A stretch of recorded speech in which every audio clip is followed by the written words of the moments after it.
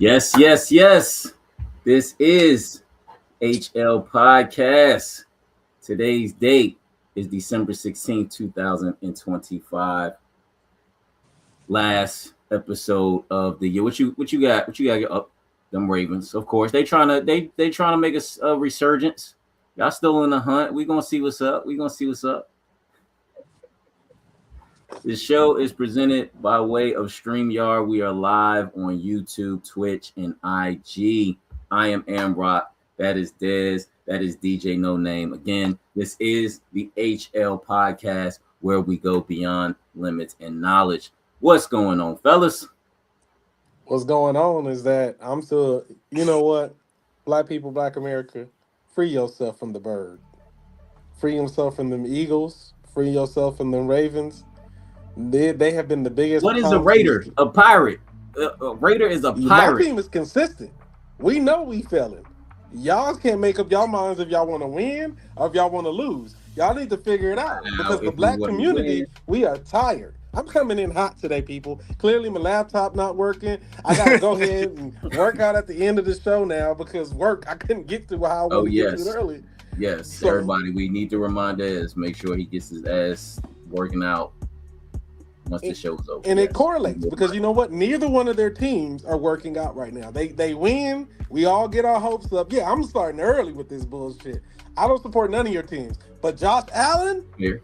You have been the most consistent thing. I at least know that when you're down, you're not out. They're making him like the new Tom Brady. Like, seriously. If we want to be honest. Like, because Tom Brady every time was like, oh, they about to lose. And then y'all saw the Super Bowl. Y'all know what it is. That's exactly what they do. But of course, we're going to get it. Bills Nation. People, we are available on iHeartRadio, Spotify. Please hit that subscribe button. We greatly appreciate it. Thank you for everybody who's been tuning in lately. On YouTube, on IG, again, Twitch, iHeartRadio, Spotify. To listen to us, we greatly appreciate it. But again, don't forget to hit that subscribe button. Of course, as we always do, as with every show, we got the most known unknown. We got the mixer. We got the real MC. All right, our top 5 or 10. The fellas already mad at me, but we're going to get into that. And then, of course, we're going to finish up with what's the question. So, not so much on a somber note, all right, but just want to, send out the condolences, right, the memories to all of the people that we lost this year, whether you lost, family members, friends. Just sending out condolences to everyone who has lost someone this year. All right. As far as within entertainment, we lost some giants, some big names, some people who contributed to the communities, contributed to our TV screens, to our ears, as far as music, to our creativity, as far as art. So we just want to say thank you to those people. Again, condolences to the family. Just want to, go through some names of some people that we lost this year. Right, as you see up here, you got Val Kilmer, you got Gene Hackman, George Foreman, Roberta Flack.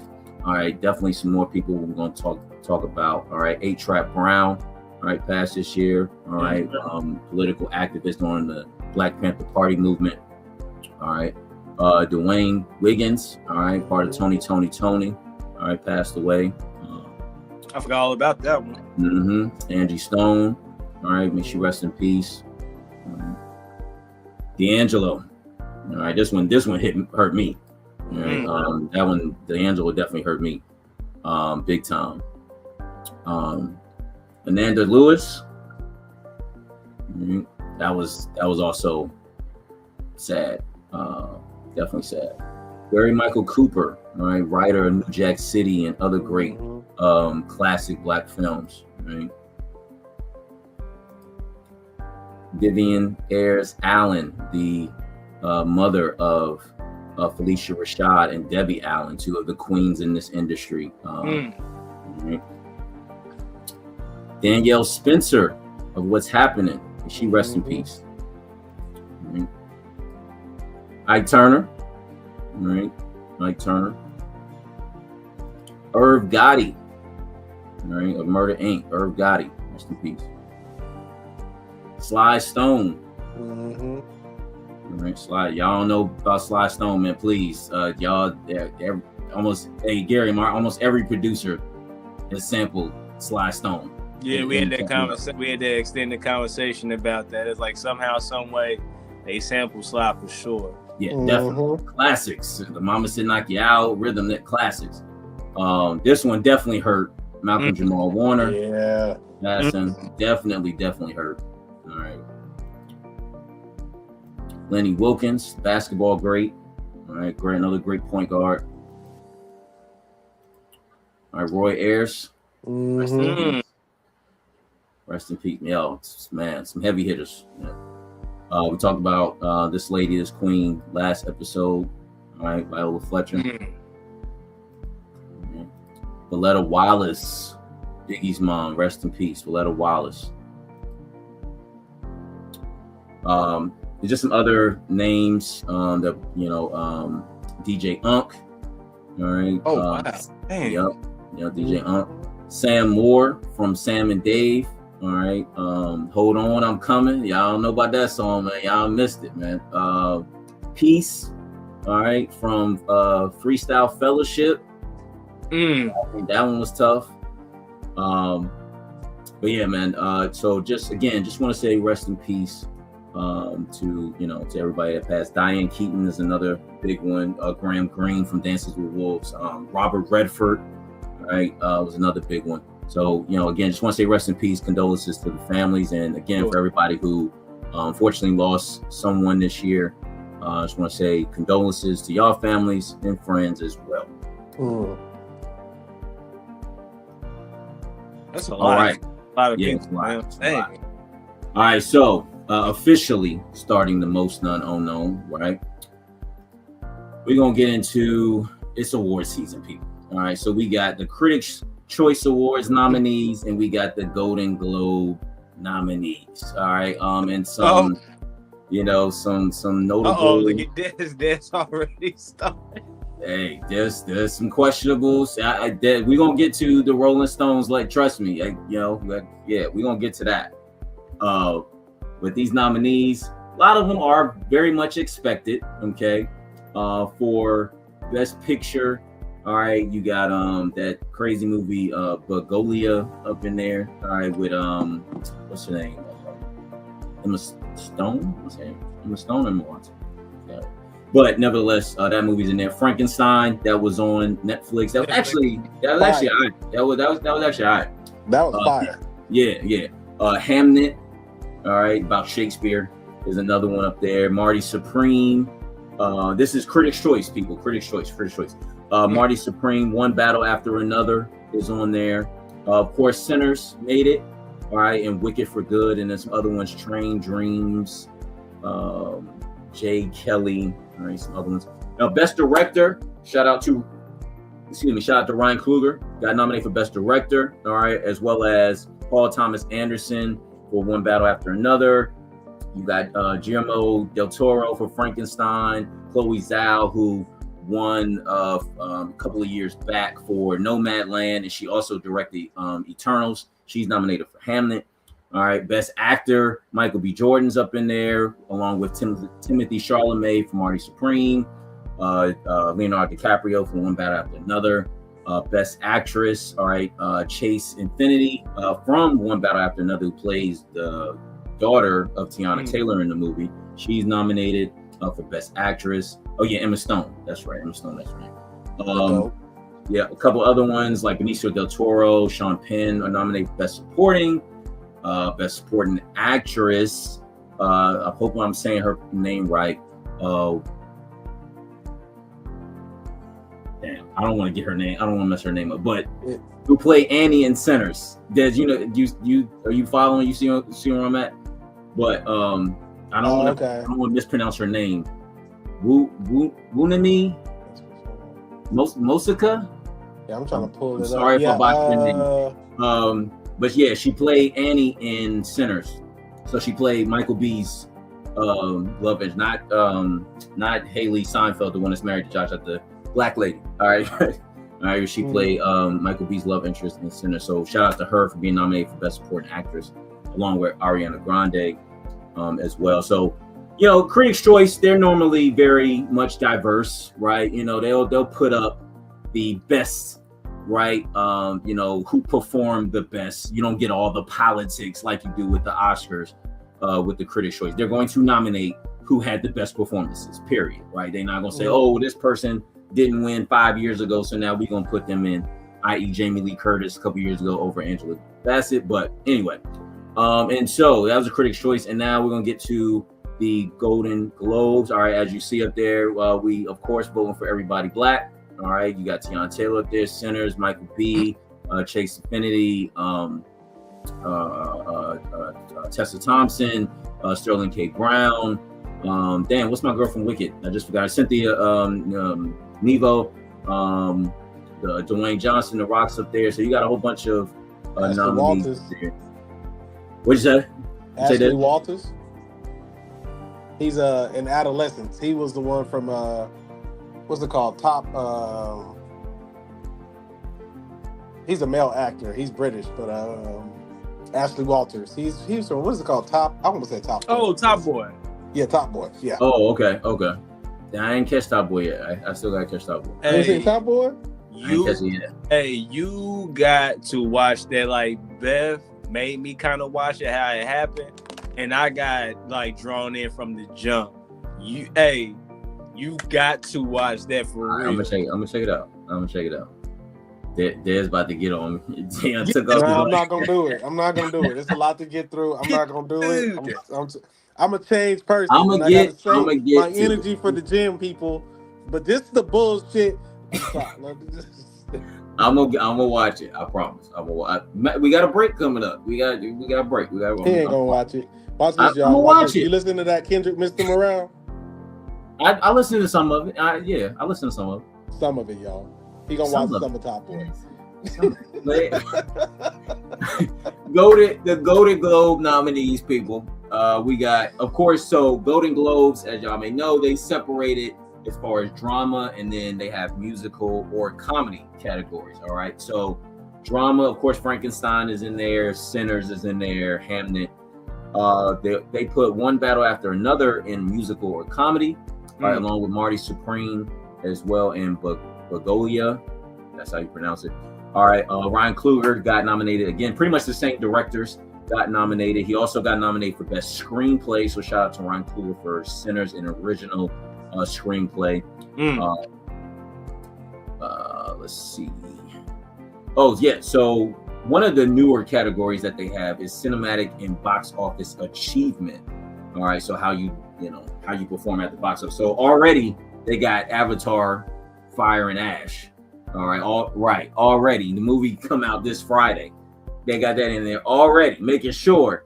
All right. F1, that was a big one over the summer. F1, Mission Impossible, Sinners. This might be one of the best movie lineups. F1, Mission Impossible, Final Reckoning, Sinners, Weapons, Wicked for Good, and Zootopia 2 is in there with Avatar. All right, best cinematic and box office achievement. But of course, Avatar. That's why I was laughing. I was like, my bad. That's why I was laughing, because they really trying to throw Avatar in that mug drop Friday. Yeah, but of course, because the first one is the highest grossing movie of all time. So yeah they got to try to get that one in there because they know it's probably going to do numbers. If you've seen the first two, probably going to watch the third one. So, first of all, Avatars are nothing but Fast and the Furious at this point. And I'm going to keep it real. The cinematography of Avatar, that's a different category. That is a completely different category. Because at this point, Avatar movies are being made just for people to figure out which TVs they want at Best Buy and see how to get the high definition. Because the movies themselves is fucking trash. And I'm trying not to cuss and go there, but the movie itself, Avatar, is trash. James Cameron, the movies are not good. You took indigenous people's stories and you're recycling. Yes, and we keep acting like this is not that, but it is. Avatars are not good. I've not heard nobody since the first fucking Avatar say, I want to go see Avatar. With that being said, I'm going to watch it. Not because it's good, because I want to see what the rest of the story does. Like all of us, nobody cares about Avatar. It's like Fast and the Furious. You're gonna get to the shit just to finish it out, but it's not first on your list. My bad, Rob. No, you good. I will say I did enjoy both films. You're right. It's definitely about the natives and white people coming to steal their land. Absolutely, it's about that. Just like most movies, A Planet of the Apes is another one that's that's what they're talking about, that undertoning, right? But yeah, I mean, I enjoyed the films. The CGI and the effects, the visual effects, the acting, but I can understand and see why someone might not like it. I can definitely understand and see that, but it's still gonna do numbers. It's still gonna do numbers. It's still gonna do numbers. Man, people gotta stop hyping up Weapons, man. Weapons was not good. Why it don't need to be on? It don't need to be on no list, no nominations, no nothing. It need to go straight to It need to go straight to DVD Redbox. That I will agree with. I did watch it, and yeah, it was like I thought it was going to be. It was very similar to Prisoners, but just with the twist with the kids and all that. But it was very similar, and yeah, that wasn't that good. Best Actress Drama, they put Tessa Thompson in there for her film Hedia. I hope I'm saying that right. So shout out to Tessa Thompson. Best Actor, Oscar Isaac. All right, Frankenstein. Y'all know him from Moonlight as well. Some other one, classic movie. He played Apocalypse and X-Men. Dwayne Johnson for The Smashing Machine. And Michael B. Jordan for Sinners. And yeah, so definitely have some great nominees. Seen a few of these movies this year. Still got some more movies to see, but shout out to all the nominees. Of course, again, we are rooting for everyone Black, all right, especially Sinners. All right. I think Tiana Taylor got nominated as well. Yeah, she got nominated. So, just shout out to everyone too, especially like for the first nominees, like a Tiana Taylor. Just been doing her thing. She's been in like almost every damn movie lately. So shout out to her. But yeah, man, great lineup. That's coming on. When is the Golden Globes? That's in January at some point. I can't find the date, but Critics' Choice is on January 4th. So I think Golden Globes will probably be a few weeks after that, maybe like towards the end of January. And the Oscars is normally like the first weekend of March.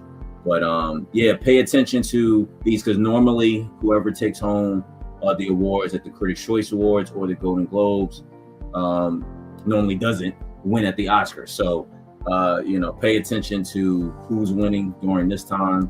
Because it's likely the real winners of the awards compared to the Oscars, where they get a little bit more political. I'd be surprised if, like, let's say Michael B. Jordan. I'd be surprised if he gets nominated for Best Actor for an Oscar. All right, Sinners will get nominated for Best Picture because there's 10 now. Like, back in the day, only used to be 5 nominees, so there's 10. So Sinners will get in. Ryan Coogler as Best Director. I don't know. They might want to slide James Cameron in there for Avatar. You know how they do, like towards the end. You know how they do. But certainly Best Picture and Best Original Screenplay, Sinners will definitely be nominated for Oscar for sure. But Best Actor, Best Director, that's going to be up in the air. Pay attention to Best the television series this year because I'm interested to see what Paradise does with Sterling K. Brown.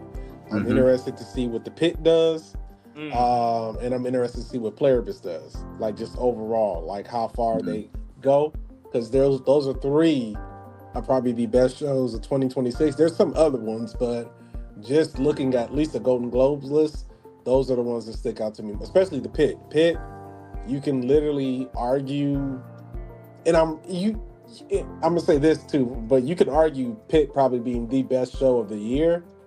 But I'm very interested to see how you put Avatar with James Cameron on there, but Welcome to Derry, based on the list I'm looking at, it's not on there. So you said Avatar? No, Avatar, That's a move, so that wouldn't be with TV. But it should be at least. If you're gonna move Avatar at least on movies, you figure Welcome to Derry will at least make it in there somewhere. But I guess it would be more horror, not a drama. So. Yeah, no, that's true. But yeah, Welcome to Derry, that's the show, right? So yeah, that would fall on the TV technically. Yeah, so I'm surprised they didn't put it in there for one of these other ones. Because you could have removed like best televisions. Like it's a few of these you could have took off. I was like, you didn't put Welcome to Derry in there, but you had it there. So. No, that's a great point. Especially like for drama, that could have definitely best drama show or something. Yeah. Or it's a show, right? It's not like a limited series because they'll split those up. No, they already got season 2 and 3 getting ready to load up, and I'm gonna be honest. After watching the season finale, Welcome to Derry probably has one of the best arguments for a TV show of the year because it is literally what Sinners did when it first dropped. Welcome to Derry is probably the closest second you're going to get to Sinners. And that is just like, I binge watched it all this week.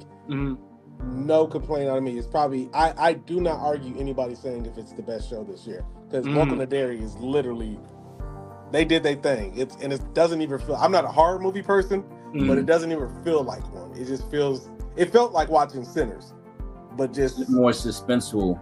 Yeah, just way more suspenseful, way more. But just the story, the indigenous people, how they did it. I hate to keep like downplaying it to something, like upplaying it to Sinners, but like to me, it gave me that same feel watching that.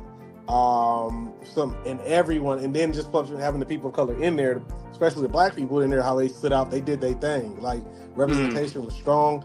It is literally probably, I'm a big fan of Welcome to Derry, and I think it's really one of the best shows this year. Yeah, I say Beth watched it too. She said it was real good. That's what's up. Yeah, I mean, and then another show that got huge praise at one of the last big awards, Severance. That's gonna be another one that's gonna be in there, and Tremel Tillman, he won Best Supporting Actor. I forget which awards, but he's up for it again. So yeah, so we definitely gonna see, and they got Best Stand-Up Comedy Performance. Kevin Hart's in there, Bill Maynard's in there, Sarah Silverman's in there, and they also got Best Podcast as well. All right, that's a new interesting category. Podcast over for real. You're right. Armchair Expert, Call Her Daddy, Good Hang.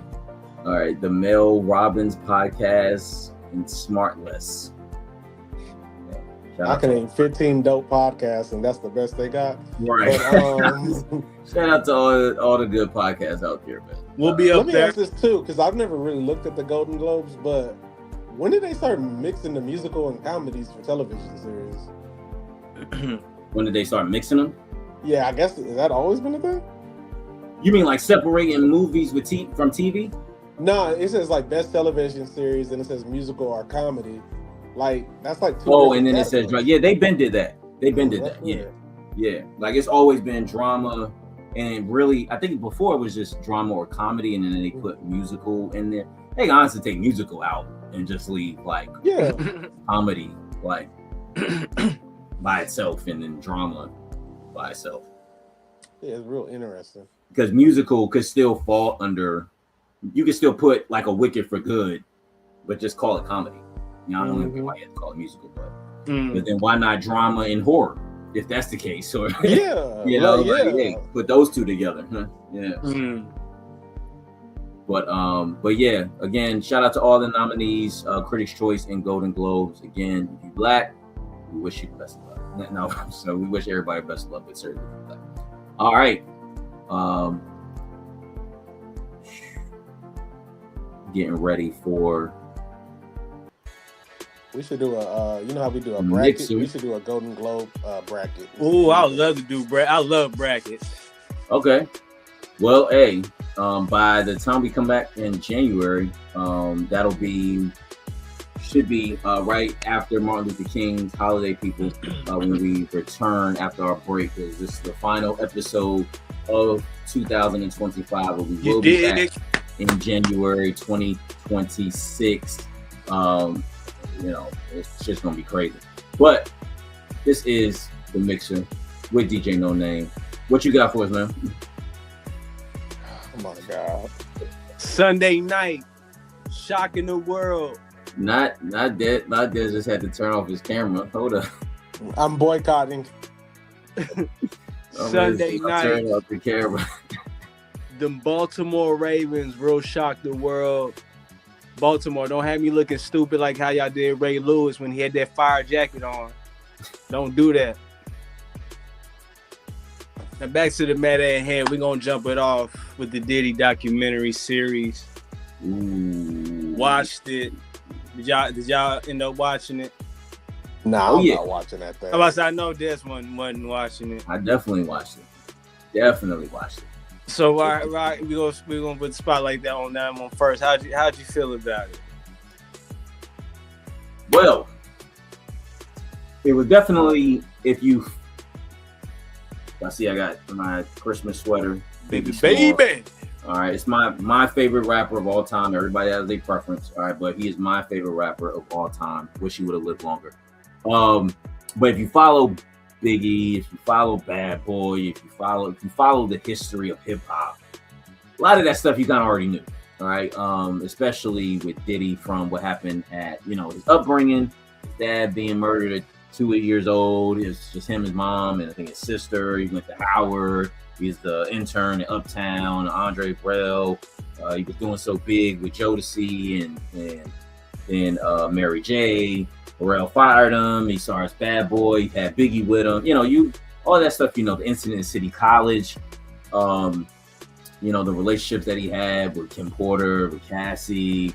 Then you fast forward to like Danity Kane. What happened with that? So all of that stuff you pretty much knew. The only part that I didn't really know was I knew he was jealous of Biggie. And I've said this on this platform. I believe he had Biggie set up. And in the documentary, they discuss how Biggie, which again, if you follow Biggie, you already knew this, that Biggie, while he was in LA, he was only supposed to be out there for a short period of time. Then he was supposed to go to London and do this tour around Europe. And before he was supposed to go, Diddy told him, don't go, stay in LA. And that's when they went to the Dubai party, and then everything happened from there. What I was somewhat shocked about was his jealousy also towards Tupac. That part, I could see it, but that part hadn't been put out there like that compared to his jealousy towards Big. So that part, but I mean, listen, I do have something to say, Gary, real quick. The Marlon Wayans of the world, or Gyro or whatever, Dame Dash, everybody who's coming at fit. Now, if you don't want to watch the documentary, I know Des, you don't really care to watch it. Fine. But let's not do the whole 50 Cent's a snitch, or Dame Dash said this is street code. You're not supposed to tell on stuff like this. First of all, with Dame Dash, especially, for people who don't know, and I talked about this on a reel that I put out there. For Dame Dash, people don't know about Dame Dash's history. He was with Aaliyah at the time of her tragic passing. All right, and a lot of people knew about the story with Aaliyah and R. Kelly. Right, so for you to say, for 50 Cent to put that stuff out there, what are you basically trying to say? That if men are womanizers or abusers or what have you, we should keep that quiet? That's my question, today. Like, we should keep that quiet? Why? No, that needs to be exposed. At this point in time, with Black people especially, we need to know what's up, right? Are you down for Black people? Are you down for the culture? Or are you down to destroy it? And for somebody like Diddy, regardless of what you want to think about the documentary, a lot of those stories was already out there where he was taking part in bringing light to hip hop and the hip hop community and philanthropy and entrepreneurship, but also he was doing things behind the scenes like we all knew that were destroying his own people. And so 50 Cent's not a snitch. No, and I was watching Breakfast Club and Charlamagne made a good point. Nobody said anything with all these other, mind you, 50 Cent's Diddy documentary was like the 5th one. They have been putting out Diddy documentaries. HBO has one, Peacock has one, Hulu has one, all right, Apple TV, there's plenty, YouTube, there's plenty of Diddy documentaries out there, all right? So for 50 Cent to put this one out, again, for everybody that want to have the fuss, they only have a fuss because whatever individual beef they may have with 50, but I don't look at it like how some people are looking at it, like shame 50 or this or that. You shouldn't be like which I sent me the fake doctor Umar Johnson. Y'all sent me that clip. I think he was talking about that. Oh no, he was talking about the other dude. But I think he still also commented about that too. Yeah, he's talking about which we'll get to in a sec. But he was also talking. I think he was talking about that too, and just how basically the community's been getting down to get there. And he's been saying that about the powers that be have been looking to get Diddy. Again, are we supposed to just keep these things quiet? Are these things not supposed to be exposed? Womanizers, whether it's black men or not, like, are we serious here? We're talking about covering up for womanizers, for abusers, for corrupt people. We're seriously having that discussion and saying we shouldn't be exposing that. Okay, so we're going to let white people tell our stories or white people expose stuff about that. No, we should do that ourselves, right? If y'all doing wrong, I'm going to call y'all out. Now, it's going to be privately, but I'm going to say, yo, what the fuck? Because y'all my bros, and I would hope that you would take that as, like he's looking out, or he's just, I don't believe we should keep that type of stuff quiet. No, the people need to know what's up. But again, if you already follow the story, you already know what's up. So I'm sorry for taking so long, but yeah. No, you good. Nah, don't apologize. I was like, nah, you good. Yeah, but yeah, that's my 2 cents. Marlon Wayans saying he should. Come on, yo, and then backtrack after people said they're not gonna see Scary Movie 6, and it's, oh no, that's not what I meant. Like, come on, man, you know exactly what y'all meant. Y'all don't want brothers exposing other brothers, and no, we need to hold each other accountable. Period. Like, that's what he was doing was wrong. Regardless if you didn't watch if you know the history, you already knew all that stuff. You already knew he was shady. Period. So yes, to Dez's point, you didn't have to go watch the documentary to know that. But if you didn't know, now you know. I'll leave it at that.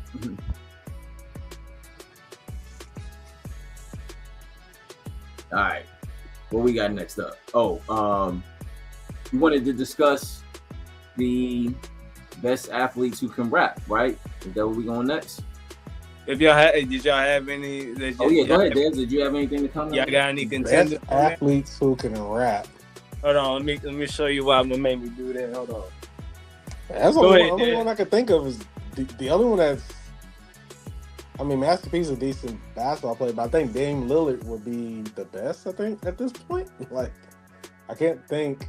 Yeah, Dame, Shaq. I throw Shaq in there. He can rap, but he ain't Dame. All right, so it would be Ball's best kept secret. Who's that? Fam, this is a rare album. It's like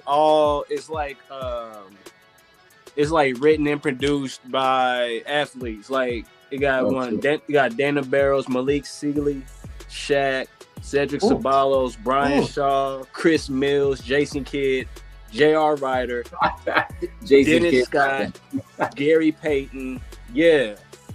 And then they got features. They got features from Grand Pooba, Sadat X, but they're not playing around. Brand Nubian. I think Shaq's the most connected. Super rare, yeah. Founded in Memphis. Oh, that's what's up. Jason Kidd though rapping that one is kind of funny. Like I couldn't see him rapping. That's kind of funny. Hey, but Dame Lillard gets busy. He get real busy. I think Dame is just the best. Dame is the most. Nobody questions Dame's ability to rap. Exactly, and from the jump. Shaq, people always you could give or take. Personally, I'm okay with Shaq rapping. I thought he was decent. Like I'm okay. Yeah. You know, I'm rock on that. I can't think of nobody else because all the other ones are more like rappers who are like kind of more athletes, I think. But yeah, I can't think of a. Y'all know who can sing? Who's that? Victor Oladipo. I mean, yeah. So that's he can sing his ass. I heard him sing once. I was like, oh shit, like he can sing. Trying to think. But yeah, rap. Yeah, it's definitely Dame. Dame and Shaq. Yeah, like Dame is like the only one I can think of. If there's somebody else, this is a clip that, hey, when we post on social media, let us know. Because I can't think of nobody outside of Dame. I'm going to be honest with y'all on that one. Yeah, I can't think of nobody else. Yeah, Dame. I want to say Will Smith based on the Fresh Prince, but... but I can't think of nobody realistically, though. Well, and yeah, shout out to Bel Air. I know, it's not the real MC, but just want to say shout out to, since you brought up Will Smith, shout out to Bel Air. Great show. It should still be going. That show could do at least 2 more seasons. But how they ended it, it looks like they're going to do some spinoffs. Hopefully, we'll get like a Bel Air verse, Bel Air universe. But shout out to Bel Air. Love how they ended it. Yeah, just wanted to say that. Bel Air on Peacock. All right, what we got next? Sports topics. Yes, sir. So, are the Ravens and Eagles back on track? Go ahead, Gary. Listen. This guy always got to turn his. Listen, man.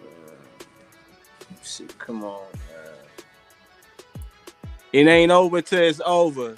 We are shocking, the Ravens are shocking the world. 7-7, right? Sunday night. You dig? Drake May. Be very careful out there. We coming for you, beloved. We coming for you, Drake May. Oh, y'all play the Patriots? We shocking the world, man. Y'all play the Patriots? Yep. Oh, yeah, that's right. It's gonna be down. Yeah, it's gonna be around the corner.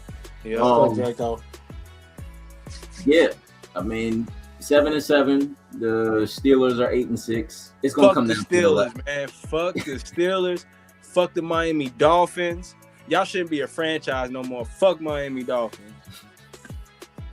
Nah, they should be a franchise. Hey, I mean, yeah, they haven't won since 72. Yeah, that's a long time. Them and the Jets. Jets should go too. Jets are cursed for real. Something deeper had to happen because ain't no way. Jets, yeah, that's bad. You know, America, we sit up here and we listen to both these birds. That's what I call them, y'all. I just call them birds because they're not. I don't acknowledge neither one of these brothers and their teams anymore because. Now hold up, Gary. I believe between the birds, we've won 4 Super Bowls since 2000. That's fair. What is the silver and black done? That's fair. Be consistent. Which y'all cannot do. Y'all don't know if y'all are winners or losers. So the Bible says a double-minded person is unstable in all their ways, and that is what your teams are. Your teams don't know if they want to win or lose. So as somebody who is not a part of y'all team, but who roots for the black quarterback on both of y'all teams, I am now protesting both of your teams. Because until they can make up their mind that they want to win and actually go win it. Now, let me dissect each one first, because y'all keep lying to yourselves. That's what you... And y'all, I want to say, I didn't even like this shit. I saw Rock's post. oh y'all, this is what Fly Eagle Bird Wednesday when he had to give his shout out after the Raiders game. Hold up, how you not gonna like it? You encouraged me to do more of them. First of all, don't be talking about outside conversations. That's different, Rock. Okay. First of all, I say this man was the one. Keep going. That's different, Rock. Okay, that's different. Well, let me point this out, and let me tell y'all why I didn't like it. My finger went like this, and then I said no. He's like, yeah, most people are gonna say it was the Raiders. Yeah, matter of fact, I'm getting on you last. You're the last of this. Let me go to Gary first. Let's start with these fucking Ravens. Let's start with these regular belt to ass for all y'all teams. But y'all sit up here, play these games. They beat the Bengals, who they should have beat, who they should beat, and y'all want us to encourage you. Oh, Lamar. I love Lamar. But damn. Like, I'm tired. I've never understood what black women particularly, but women in general go through with bad men until I started to support y'all's teams, particularly these Ravens, because every year I'm like, Lamar gonna get us there. And guess what we do? We got to go find somebody else to root for because we don't get there. So I don't want to hear nothing about the Ravens, because if they get there and they don't deliver, guess what? Kiss my black ass, I'll see you next year. Now let's go to the other birds. And back to these posts. Fly Eagles post Wednesday. Yes, y'all, we be the team. You're supposed to win those games. And you shouldn't even have to have those for tune-up games, because you guys are the defending champs, and you should be tuning everybody else. The great Patrick Mahomes sacrificed his Achilles or ACL, whatever, just recently, and they was winning. They was whooping ass, and you didn't question it every season. Y'all would doubt them, and they'll show up and whoop ass. With y'all team, I'm not doing this with the Eagles. You know why? Because my support goes to the Ravens, and they drain me out. So I've learned a long time ago, you know what I'm saying, from Project Pat, don't mess with these chicken heads, bald-headed scallywag. These birds will play you. So until y'all show up and win, and the only difference between your two teams is Rock's team at least producing. But this season, they don't know if they winners. They don't know if they losers. They don't know what they doing. So get y'all shit together before I root for y'all. I'm not rooting for neither one of y'all's teams until it's the game before.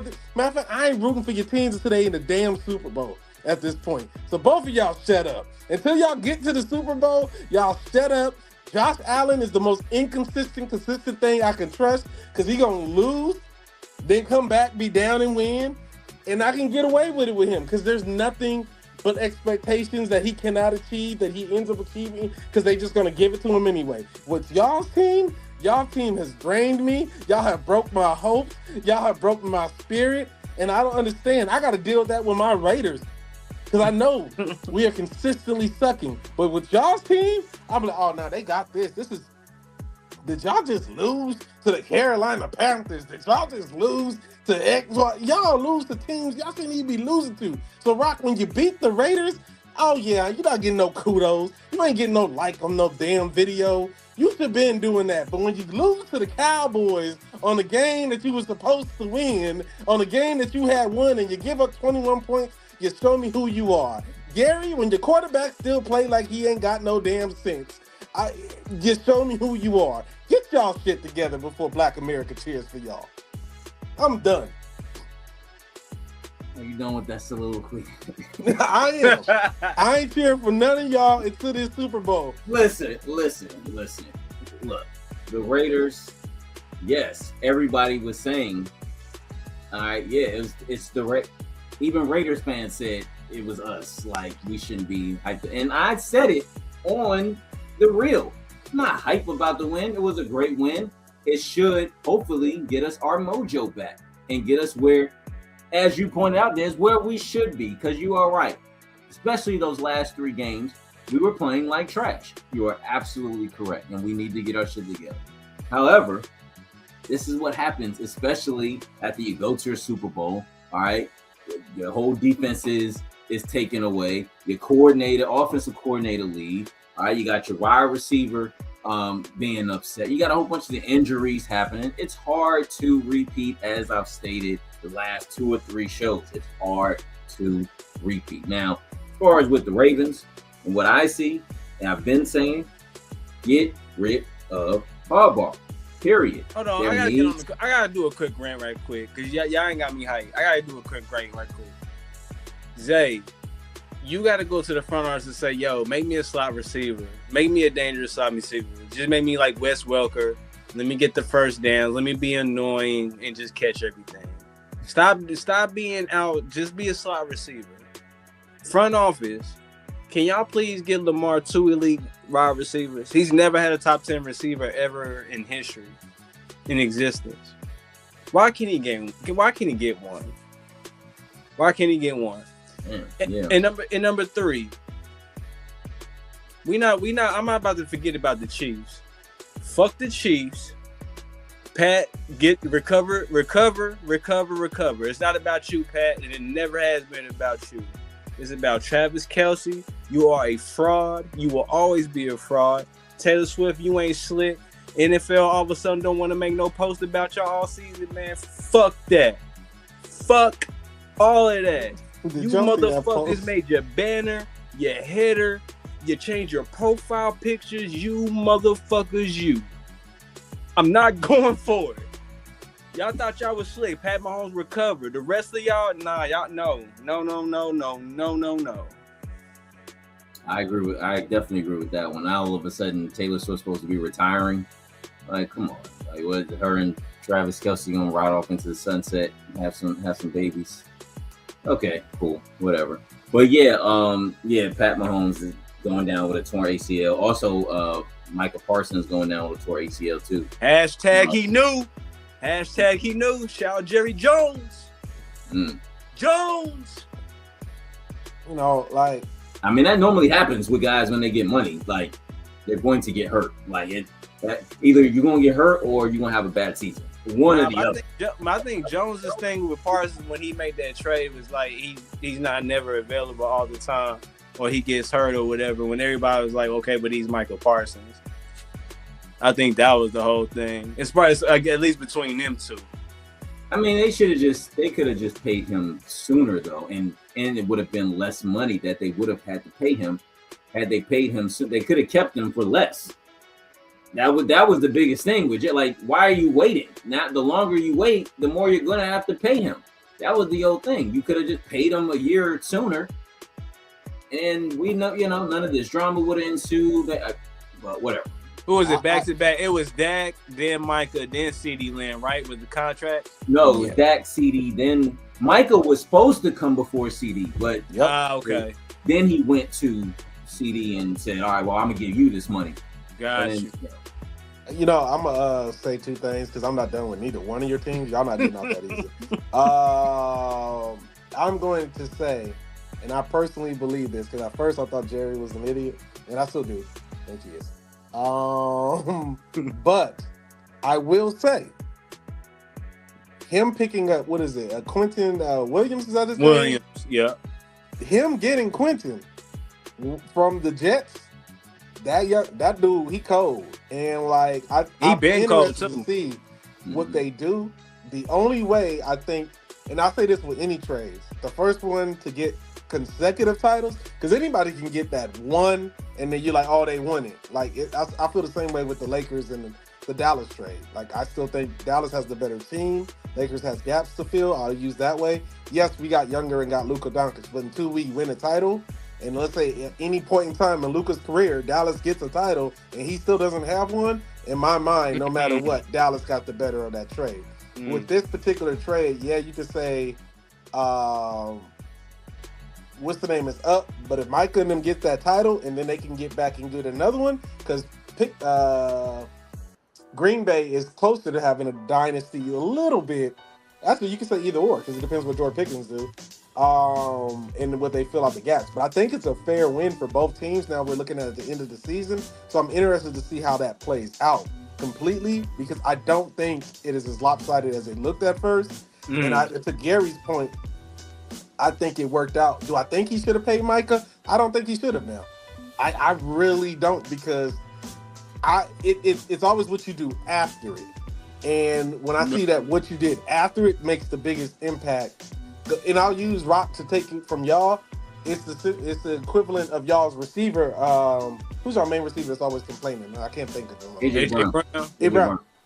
Remember I said it last time. I said, well, you want to leave? Let him go. Trade him and go get a bunch of pieces for him. It's what you do after it and how you recover. So I'm interested to see what both teams do. Cowboys in this offseason, and then now you take a team like Green Bay, and with that injury, what they do, because their defense was not.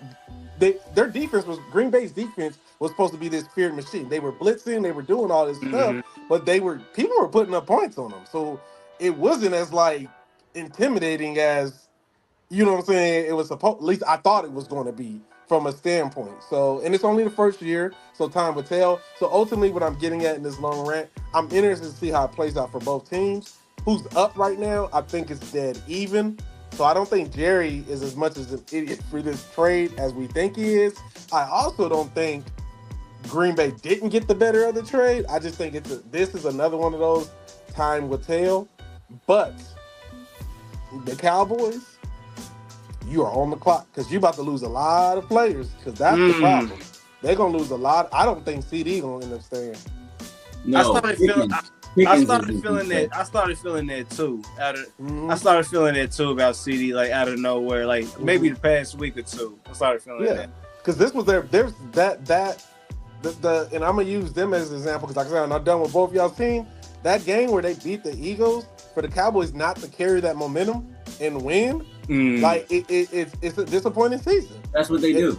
That's what they do. They do, and it's like, so by that standard, like I can see why Mike and them still got the better of it, but Jerry has to produce a winning team, and at this point, it's not Dak, it ain't CD, it ain't George Pickens had a phenomenal year, and I mean, people are starting to catch on to the team, and and they're figuring them out. So, yeah, what do you do? Because it's only so long you're going to keep those pieces together, and you can easily, okay, AJ, you want to leave? George Pickens is available. AJ, you want to leave? Well, look, we know somebody who's available right now. This guy. Sharon Moore. All right. Former Michigan head football coach. Let it snow. All right. And this is before. And this is out. Man. Like he been talking to the he about to convert. Yeah. Real quick. So this came out of nowhere. They were firing the head coach because apparently he got into an inappropriate relationship with the staff member. Turns out, yes, staff member was a blonde white girl. All right, and by the way, he has a wife, kids. His wife is also white, mixed kids as well. But this wasn't like Ime Udoka or something where it was just left at that. Oh no, like he was actually charged with stalking this girl. All right, home invasion, breaking into her house. All right, the whole bit. All right, all for some punani. All right, all for some pink coochie. All right. Yeah, sad. Like this is like the biggest. Saw people say this is one of the biggest crash outs of the year. Definitely. Like 5 minutes ago, this dude was literally the head coach of Michigan football, where I think he was the first black head coach they've ever had. Like, he was. I think the offensive or defensive coordinator under Jim Harbaugh when they won the championship a few years back. He took over like it was a succession plan. Like he was next up. He was the dude. And he was gonna be the guy. Just not. I do not feel bad. I don't for him at all. I don't. There have been plenty of examples. Plenty. Now, listen. Because I have family members, and interracial. I have friends in interracial relationships. All right. Now, I told them, like I tell everybody, that's your choice. You're my family member. You're my friend. I'm still gonna rock with you. I would not do that myself. Okay. But in these situations, especially, it's different because you, as a black man, have to understand your position and where you are and what's going on. You are the head football coach of a program that gets millions of dollars of profit every single year, maybe even billions of dollars. Okay. You just won the national championship a few years ago. You are a hot commodity. All right. Like, not everybody gets that spot. And you were pretty much placed into that spot. Don't you think that they're going to try to send whatever at you? All right. They know your flaws. They know you probably addicted to the punani, addicted to the coochie, addicted to porn, something like that, whatever. They know exactly what you're searching. Who, you know, what is it? Fat white girl, ass, whatever the fuck they be searching, right? Look. But that's what these niggas be doing. And the government or the powers that be, no, you don't think Michigan know your search history, bro? Are you kidding me? Are you kidding me? They send them all the time. Y'all boy, the fake Dr. Umar Johnson talked about it. Now, the government, they was send because they know his weakness too is women. All right.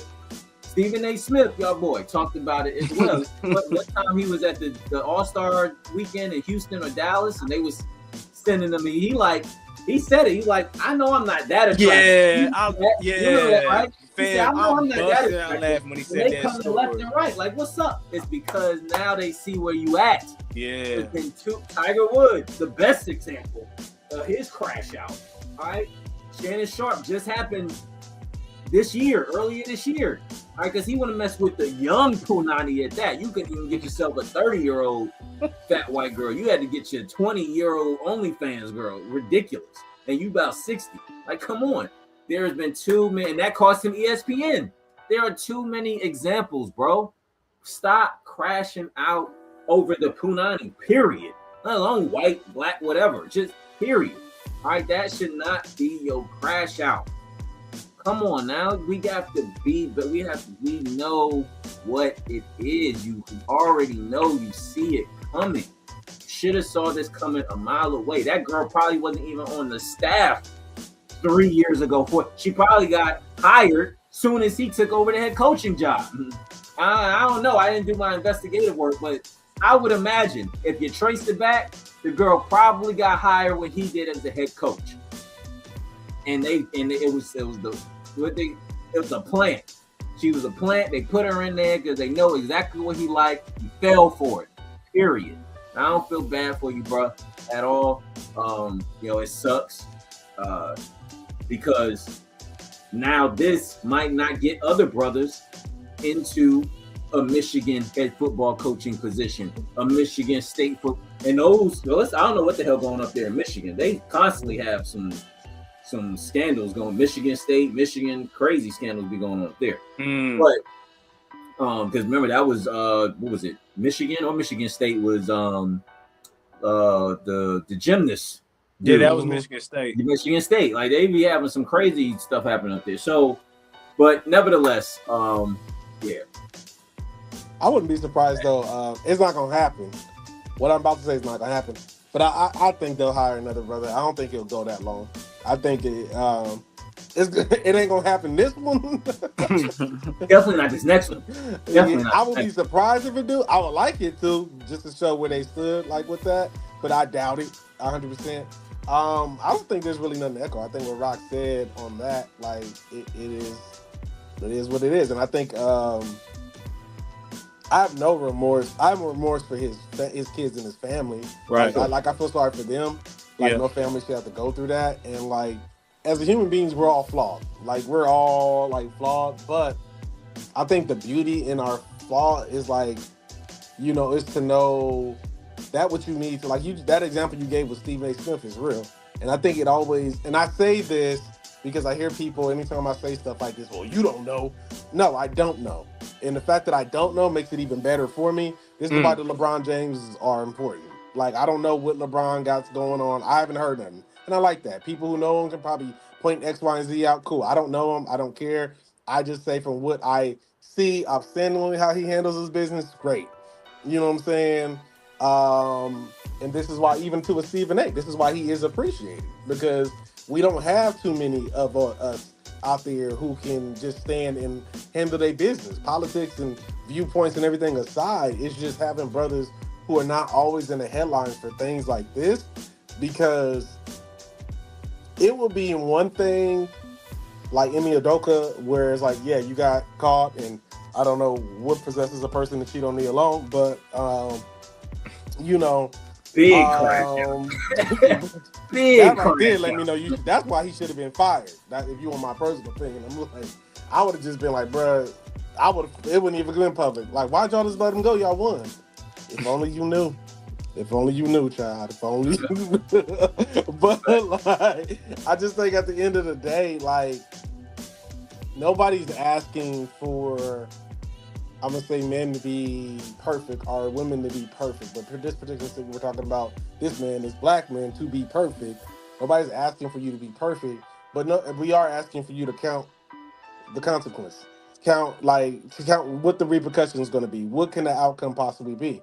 And I can say, and I use this as probably the best example because I thought it was the rawest thing. Kevin Hart. I always used him when he got caught up because one of the realest things he said, I felt invincible.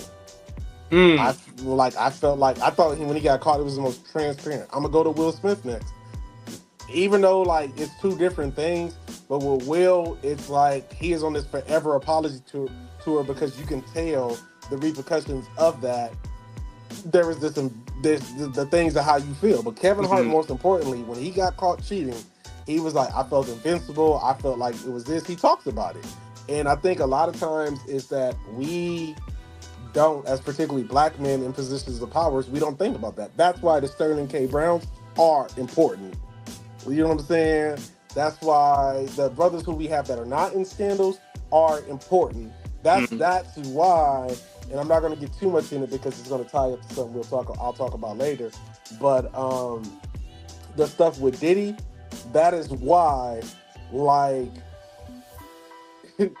that is why some things are right, some things are wrong, and context doesn't get to rewrite that. And I'm always going to stand on that. That is just my stance. And with this particular brother, I hope another brother in Michigan gets a chance. I hope there was one under who was just as good, who can carry that, because the biggest thing you failed is your family. But then the next thing is those young black men who came to that school because they wanted a coach that looked like them. Right. In that particular one, the largest one, if not, I know second, one of the largest college venues, you failed them. So you sit your ass in that little cell, you think about it, and everybody deserves some second chance down the line, depending what the crime is. I ain't God. I don't get to call that out or tell them who gets that second chance. But bro, yeah, this one, you sit your ass in timeout and you think about your actions and your consequences. Straight up. Because you ain't getting no remorse from me. And I pray I never have to see a situation like that. Yeah, that's wild, man. Yeah, I echo both of y'all, and all I'm going to say is you should have beat Ohio State. And SC up. USC up. Hey, Lincoln Riley still got to pay for his sins, man. I'm not over what he did. First of all, if y'all teams get to send every Sunday and get away with theirs, you can leave everybody else alone. Till y'all team make it back to the Super Bowl and give us what we wanted. We want a Jalen and Lamar Super Bowl, but y'all can't deliver. This is worse than the Kobe and LeBron situation, where all the Lakers had to do was just show up. But guess what? Nobody want to help Kobe out. Ain't nobody helping y'all. Figure it out. Well, I think I just was on LeBron last one. What if the one? I gotta go back. Who was the last one? Cavs didn't show up. Cavs lost to Orlando. That was the one that Orlando. Yeah. That's people. The real MC with Dez. All right, we gonna have to skip because of time. But real MC with Dez, man. Dez, what you got for us, man? Well, we gonna pick back up with all her fault, and it ties in. I mean, if you saw my faces during Rock's Diddy rant, and it ties in. This is where it ties in. Because, once again, what I just said, some things are right, some things are wrong. If you have not seen the show right now, I don't care. You're getting spoilers. At the end of the day, it's revealed. The husband was the one who kind of put everything into motion. And I think, Rock, your Diddy rant is what works and proves with my point. It's like, everybody, actions hold weight, y'all. Actions hold weight. Yes, this is the ring bearer of it all, but at the end of the day, even back to Michigan's coach, at the end of the day, you are responsible for yourself and your actions. And I think, yes, the husband was this, but all these other motherfucking people up in there and all the shit they was gonna do was a trick on that. You had a choice. E40 has a song called Choices, and he says these lines. Everybody has choices. Stop putting your choices on other people. The only one in that thing that I can think of right now who was not wrong was the lady who was trying to get her son back. That was the only lady who went. Well, actually, you know what? The way she went about it was wrong, child. Like, no, she look. She was not wrong. All right. Once everybody figured out, oh, she's not the crazy one, because that's what I liked about the show. It really made you be like you really thought these group of people was crazy, but then it was end up being like these group of people over here that was really the ones, especially the husband. But no, she was not wrong. This man, if you didn't watch the show, as Des said, spoiler alert, turn away right now or mute or something. This man got into the accident with the young girl, right? So rewind real quick, all right? They had a kid, of course, right? They had a kid, a son, newborn. They're on their way, I guess, home. The lady or the girl who's perceived to be the crazy one in the movie, she had just had a newborn as well. They crash. It seems like everybody dead, but the husband wakes up. He's alive, all right? He looks in the back seat. Unfortunately, their baby has died. This man decides, once he hears a baby cry in the background, he realizes the girl's son or baby is still alive. This man switched the babies. He put his dead son in old girl's car seat, took her baby, and claimed it to be theirs. If that ain't fucking evil, like, I didn't see that twist coming, but if that ain't fucking evil, he was the main culprit. This man, when he got a brother and a sister in the show, the sister borderline crazy and is in love with Jay Ellis Jay Ellis, another one. But anyway, Sharon Moore. Another, I think he married his, so he all right. But crazy sister, and then his brother is basically paraplegic, I guess. Yeah, I think it's paraplegic. Yeah. So, telling the backstory, this man also caused his brother to be paraplegic because he wanted to play a game, tripped his brother. His brother failed.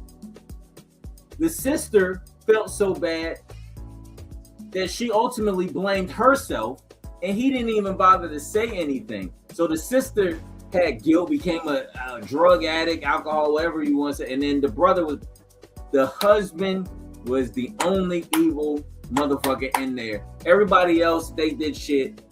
It was a purpose. Even old girl killing him at the end, that was absolutely genius. With him being allergic to the shit, and she kissed him, that was absolutely genius. Michael Pena, he only did what he had to do for his children.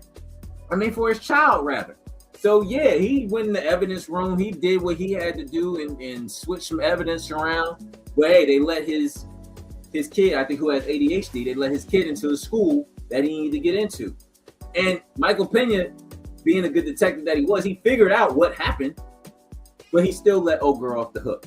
because of feeling, because hey, it's like eye for an eye or whatever the case may be. Like he did some wrong, and so, Nah. But yeah, my bad. I do. No, like just because, and that's why it goes down whatever your personal beliefs are, because the husband is a catalyst, and just because he's the catalyst, his past decisions like lit the fuse to everything, which is I can agree with that, but because he lied because overall, what he did, like he's the root, but not the excuse. Like, and I think that is where That's fair. Yeah, he is the root, but not the excuse. And like when it comes like your neighbors and community, yes, he lied. Yes, being the origin of a problem doesn't absorb everybody else's guilt. And that is where, because everybody has choices. Now, here's the thing, to your point where I can agree, if I make a choice subconsciously, not knowing that I'm doing these things, like it now, if like how he was playing Puppet Master, right? Mm-hmm. More so with his wife, who did not know, and her outcomes on certain things, I can see why her actions, until the point at which she was made aware. Now, at that point, she had a choice. And I'll even say this, like, now, people, this is a TV show, so obviously the way I'm saying it, it cannot go like this because the shit ain't gonna be entertaining. But like, but realistically, with both moms, the ones who her child got switched, she had a choice despite limited financial means, where and the reason I say this is because for us as Black people, we don't ever let your like lack of resources make you feel like you can't fight something. At least try. You know what I'm saying? And I think a lot of times, like it's what I see with like employees in the workforce. When you need help, you won't ask for it, so you'll just take it matter into your own hands, and which causes you to have more work, what causes you to work behind, instead of simply asking like, hey, I need help with this. This is what I'm seeing. Now, nobody in her circle could give her that immediate help. Her boyfriend didn't really believe her. Her mom didn't believe her, but she had a choice, even as the nanny with the kid, secret DNA test, whatever, and it would have broke some kind of law. But like, or go get a lawyer who would have just believed you enough, a pro bono attorney, somebody to try to fight it with you, but she didn't attempt to do that. Because my biggest thing with her, the first mom, is that I think the mom whose kid she realized it wasn't hers would have possibly believed her had she had that evidence. Then the mom who believed her when she was more made aware, like she was like, oh man, and how she killed her husband. I get it. Michael gave her a pass because he's like, oh, he the evil of that it is. But Michael, if you out here locking people up and letting people get killed, who else are you letting that happen to? That was my question. If you letting this man get killed because he was evil, who else you gonna let like die like that too? It's always those cops that make me think you out here playing God and that. But ultimately, I just think the husband, yes, is the root of the cause, but he's not the excuse. He is just not the excuse. I think everybody else has to take some form of accountability. And the reason I think, Rock, this was a great recommendation is because these happens with everyday choices that we have. And I love stuff like that to make people think, because particularly I want to use that to say for Black people, looking at the mother who did not have those resources, the biggest thing is like you have a resources, and that is to try. Try is your best resources. Now, after you exhaust it, what you choose to do after that is between you and God Almighty. Devontae Sword, I can't help you at that point. But don't let nobody of any position of power dictate your power away. You still have that. And like everybody around that girl with the first mom whose actual child it was made her seem crazy. Even how she presented it in the TV show, they made her, because I thought she was crazy as a whistle. I thought she was just crazy until the switch happened. And with the other mother, she's a prime example of where privilege I'm here to pick up my child. You just expect the system to consistently work in your favor, not one time questioning your husband being this evil person, not one time questioning. And we see that in America all the time. There is a case right now in Oklahoma where a young white male raped young girls, and the judge let him off with like what was it? He got like probation or something like that. They're now retrialing. The young cat. Yeah. And like the privilege, the mom was, even when you go look up the video, do you have to put the handcuffs on him? Do you have to go do this? And do you have to go, like, the privilege of stuff? So the show is probably, to me, it is a phenomenal show. Like all my jokes and my bias of knocking it, I said, I really wish people watch it and really start looking at these shows and think about your own individual choices. Because I am a person, I just, to my core, me and my wife, that's where I guess we're just one and the same. We a lot.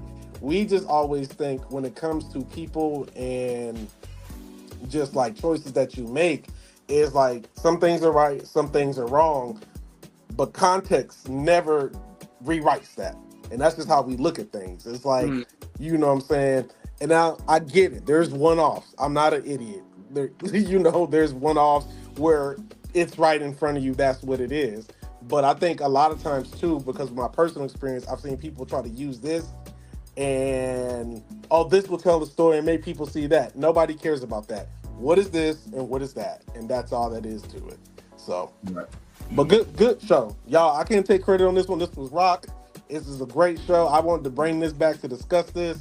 And yeah, that's my 2 cents on that one for the Real MCs. And so another, I guess, controversial thing. All right. Rolling Stone. All right. They announced, the best movies of 2025. And notably, one movie is not on the list. And what movie would that be? Baya. The Blackest movie of the year. They pick and choose. I'm over Rolling Stones and they clickbait. Like, I'm over Rolling Stones for wanting to mess with the culture when it's convenient. I've always had an issue with Rolling Stone. And I'm glad.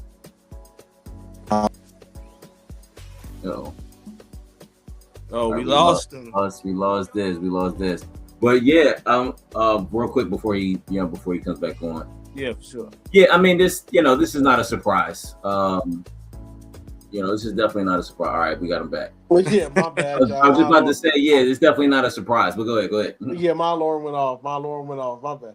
I'm glad this is and I ain't gonna take too long on this one, but like my biggest thing, my first with Rolling Stones, when go look at Rolling Stones when Kendrick and Drake were beefing and how they utilized Rolling Stones, the same one, if I'm right, did that West Coast article, and when I think it was Stone or maybe it was Complex, I got to go back and look. But anyway, the East and West Coast. Nah, it was like an article, the best West Coast artists. I think that may have been Complex. Oh, that might have been Complex. I know what you're talking about. But they're still a part of the problem. They're all one and the same to me at this point. Yeah. So where I'm getting at is when it's convenient, you like to clickbait and rage bait the culture.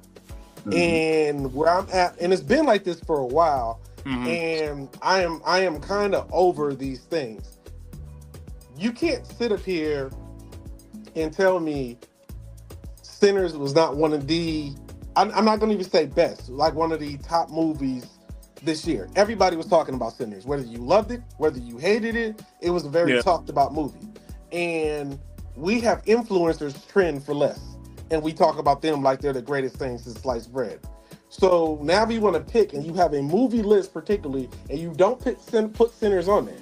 When it was like, I got to go look at what movies grossed the highest this year, but I know it's on there. I don't know if it's top 10, top 5. That's a Rock thing. He'll probably break that down, tell us. But like, I don't know. But my issue is when I looked at that list and I saw all these movies put on there, half of which is trash. And here's one thing too. I don't care about another Shakespeare movie. We have 20 different Shakespeare movies. And then y'all gas every Shakespeare movie up like it's so original and so this, that. I get, from a literary standpoint, Shakespeare, I get it. I'm not knocking that. But what I'm saying is like y'all act like every new movie with Shakespeare is just the greatest thing. They're doing the same thing. Sinners was original, Sinners was different, and the fact that the storylines and everything acknowledge it. But I'm over people like Rolling Stones, Complex, and the various other magazines using the culture for clickbait. And I think they don't even, as we get bigger in this platform, and I say this not trying to hurt our position, but I want to get to a place, I don't even want to acknowledge you fucks, because you guys are so irrelevant. Like, you are so untapped. It's like the same people who talk about how hip-hop is dying. Arguing that hip-hop is dying when hip-hop still influences half of y'all's genres, is the stupidest thing, because you truly don't know hip-hop. I was on here earlier before my computer was like, Rock was listening to Big L, and I couldn't even acknowledge it. And it's like, y'all don't know the culture. Y'all don't know, and it's not just, it is mostly just black culture acknowledging that, but when I'm just talking about the history too. Like, go look into the roots of it. So, like, my thing with Rolling Stone, you are the most, like, when it's appropriate, loving black culture. When it's appropriate, and y'all are the most leeches, the whole entertainment industry, you are just leeches on whatever is appropriate. And I'm trying to mince my words wisely, because when our heroes die, you want to put them on your covers and act like you love them and you appreciated them. But when they're alive, they're nowhere in your magazine, nowhere to be seen, nowhere to be acknowledged. And with that being said, pull every hip hop from the Rock and Roll Hall of Fame and put them in their own hip hop Hall of Fame. We don't need nothing from them. And that is my 2 cents with that. Like, I'm good. Go ahead, Gary. You want to add something to that?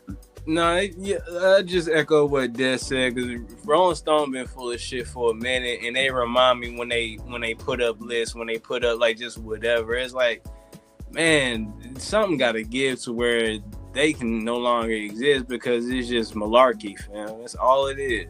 And especially Complex, like, my good, like Complex, like, come on, fam. Y'all wouldn't exist if we didn't exist, like, for real. Nah. 3 things. Malarkey is one of my favorite words. I love that word. Love that word. Malarkey. Just love that word. Like soliloquy. But yeah. Shakespeare too. Shakespeare was really black people. No white man's writing like that. That was a black man's word. that was a black man. All right, writing like that. Right. Come on now. And then, yeah, Rolling Stones, to leave Sinners out, to Dez's point, everybody was talking about that movie. But here's the thing about Hollywood, all right? And as y'all know, I'm a director. I'm trying to break through myself. And right now, it's like everybody's going independent, the independent route of funding their projects independently and putting it on a select few screens, i.e. like Ava DuVernay did with Origin, right? Went out to a select few, but she paid for it, pretty much herself, right? And to be able to put out intellectual original property, you're gonna have to do that at this point, because they don't want to see anything original, or they want to see the same Shakespeare story. They want to get another Marvel movie, another book type of movie.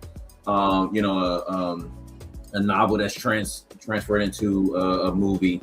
They want sequels, like all the new Zootopia 2, right? Zootopia came out when we was, damn near close to coming out of high school, right? Like, just a Toy Story 5 is about to come out. Why? But again, it never added up to me. Like, what are we doing, fam? Like, what do we do? All the live, you come out with a cartoon movie, then you come out with the live action. Why not just do that? Like Mona, right? Just came out. That's about to come out with the live action, and then Mona, whatever, and I pronounce it. Mahona, yeah. Lilo and Stitch. Just there's no and Sinners was like a breath of fresh air. Like, ooh, this is. Now, obviously, any story, right? You're taking contents from, he added vampires, that's nothing new, right? Deep South, that's nothing new. But how he wrote it, how he pieced it together, that was an original piece. That's what we need to see more of. So shame on Hollywood, and we don't really have time to get into it. But like with Netflix and Paramount All and what they're doing, it's really sad that we're moving all people wanted from the movie theaters is just make prices cheaper. I don't think anybody said we don't want to go to the movies. Yeah, y'all did. Yeah, y'all started taxing ridiculously, fam. Like, yeah, like, come on, work with us, fam. Right, it was just becoming too inconvenient. Like, it was more a convenience to get a 70-inch flat screen, eat some popcorn, and watch a movie at the crib for less money. But nobody said they didn't want to go to the movies. They want to experience the movie. They want to experience the theater still. Right, like in some movies, you have to.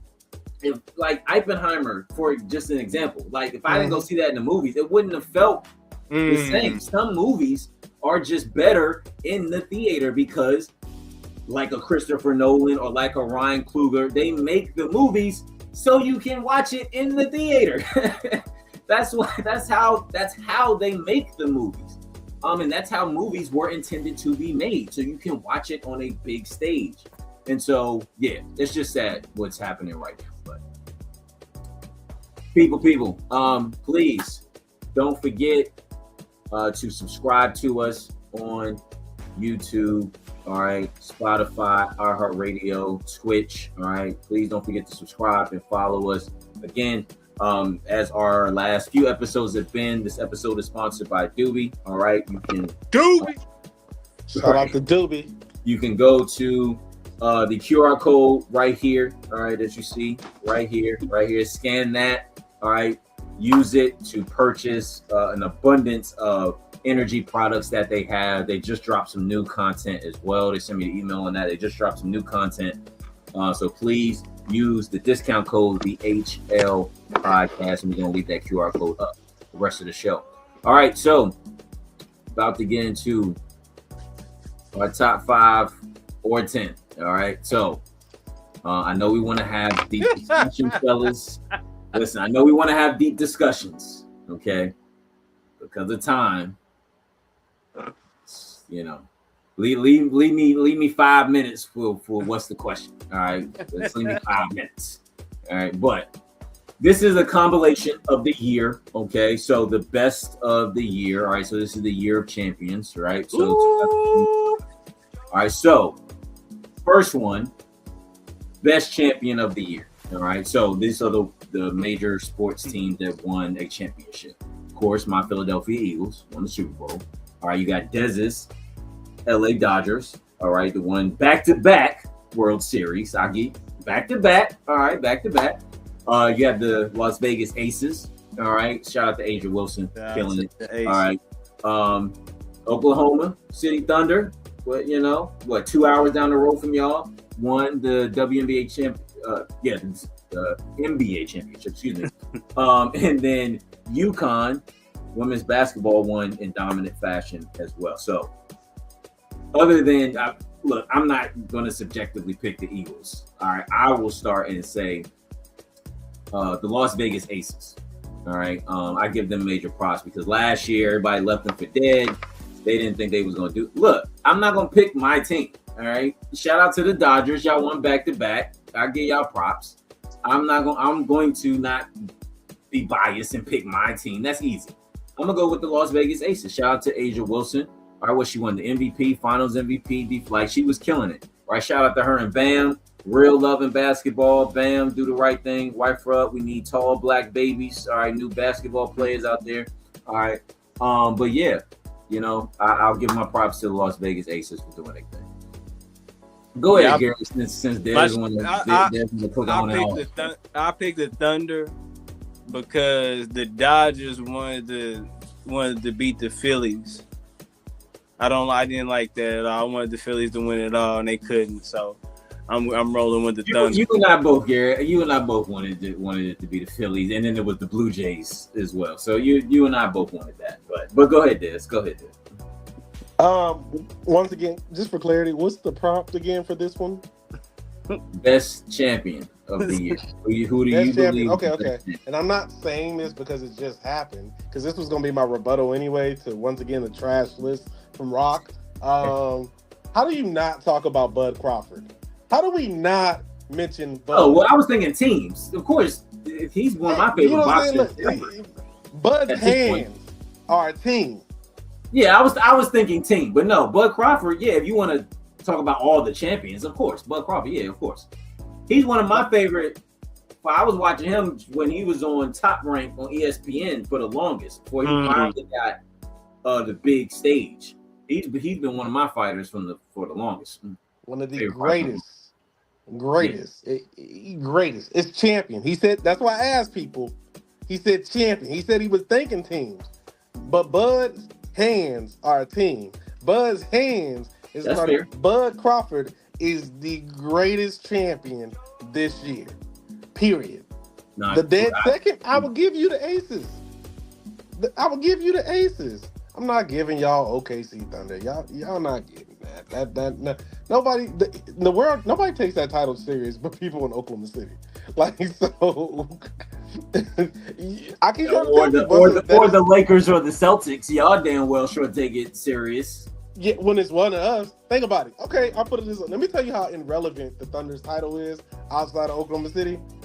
Now, Rock, you live in a major area. How much are they talking about Oklahoma City where you at? Exactly, y'all. Exactly. I mean, because it's Oklahoma City, we get it, but that don't mean that if they win another title, a good champion. They're not. It's either, and it's two things with them. Either it's basketball just declining, or is it y'all got to stop helping these small market teams. Stop the market share. I'm trying to tell y'all. Big teams are in. It's our season, baby. We coming back. Next one, Rock. Who dropped the best music? Clips, Drake, G.I.D., Offset, Wale, Tyler the Creator, or another choice? Best Chance music. the Rapper. I like Chance's project, and I like Wale's project. Okay. Yeah, I like Chance. I like Chance and Wale's joints. Yeah, and J.I.D. and what's his name? Cardi B's ex was in Offset. Yeah, that Bodies banger. Banger. And ASAP Rocky's single for Highest to Lowest. Back of the truck. That was crazy. Yeah. I didn't know Drake dropped any. I mean Nokia, but he dropped a song. Yeah, I didn't like Nokia. I didn't really like Nokia like that. But yeah, he dropped What Did I Miss? He dropped Kia. He dropped. I'm interested in that Drake Marvel collab though. I'm interested to see what he does with that. That's a good spin on Iceman. Because remember, I told you he had to switch that Iceman up because it wasn't gonna work. Like, and that's a good spin to collab with Marvel. I think the OVO Marvel merch is trash, but it's a good spin on it. Once again, Drake, Kendrick, and J. Cole, all y'all get out y'all feelings and just give the greatest collab ever. At this point, like, nobody cares about the beef. Just give us good music and end on that. Like, whatever y'all got to do to make up, because I'm over it. Like, just the beef would be washed if those three came together and collab. The beef would be like, who cares? Who cares? Yeah, it's like nobody cares. 21 Savage's project I just listened to today, and I liked his a lot. 21 Savage. Yeah. I ain't catch it yet. I haven't caught Nas and DJ Premier yet either. That's nice too. My bad, Nas. I just finished listening to that. Not my bad. Shout out to Verse. Is it as good as him with Hit Boy or? See, now you trying to put me in. I'm not gonna. All right, I'll let it digest. I'll ask you in January when we come back. I'll let it digest. Yeah. Gary, what about you? Who you got? Best music. So with Tyler, that Don't Top the Glass was all right. I like the stuff before that. The joint, was it Call Me If You Get? No, what was after that? The one he just put out was the one with the mask. Something. Chronocopia. Yeah. I like that one more than Don't Tap the Glass.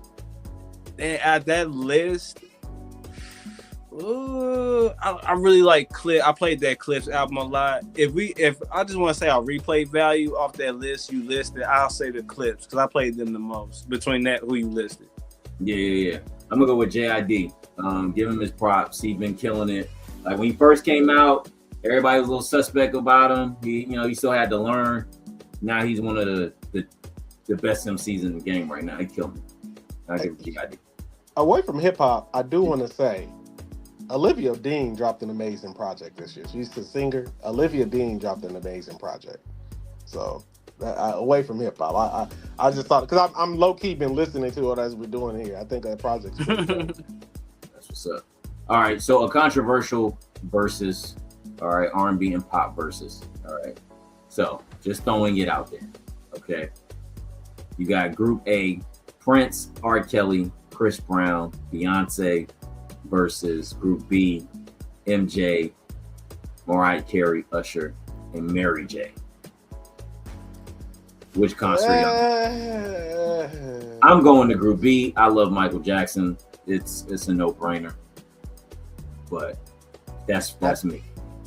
It depends how if this was a real versus, I would have to see how it flowed.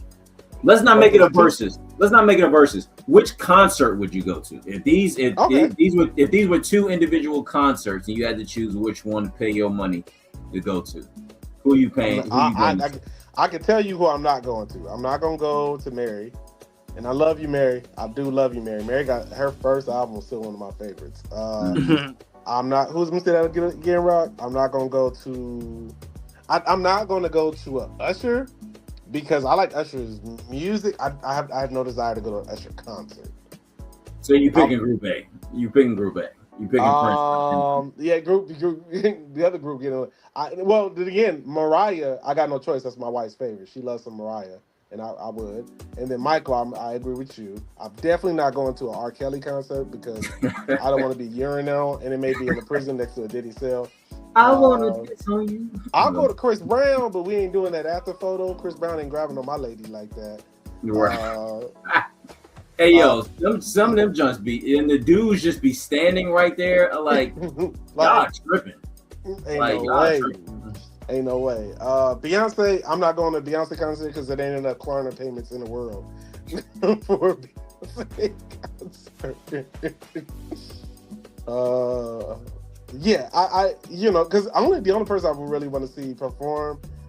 I would like to see Chris. I would like to see Prince, and I don't have a desire. This is going to be bad. I would not want to see Michael in concert, but I would go see Michael in concert to say I did it.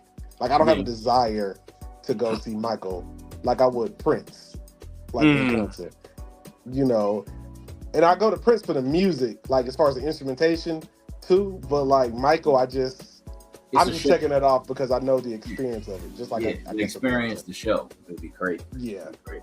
Gary, who you got? Super Bowl. I'm going with Group B. Mike. I'm running with Mike. I feel the same way about Mary J. Blige. What Dad said, but I'm rolling with B in comparison for sure. Also, you gonna let Usher rub all up on Beth and kiss Beth? No, we're not. No, we going. We as soon as Usher wouldn't. That would be Chris Brown. Chris Brown was trying to say that shit. Remember Usher was serenading them rock. And Usher does it during the show.